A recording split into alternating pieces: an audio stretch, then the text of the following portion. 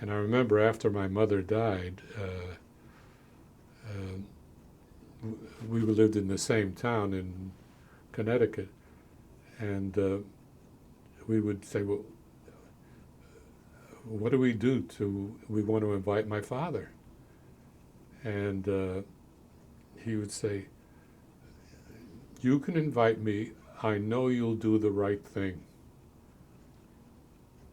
That was it. So we would have fish, or we'd have a kosher this. We wouldn't do, we wouldn't insult him. But, he didn't make it to do. He said, I know you'll do the right thing.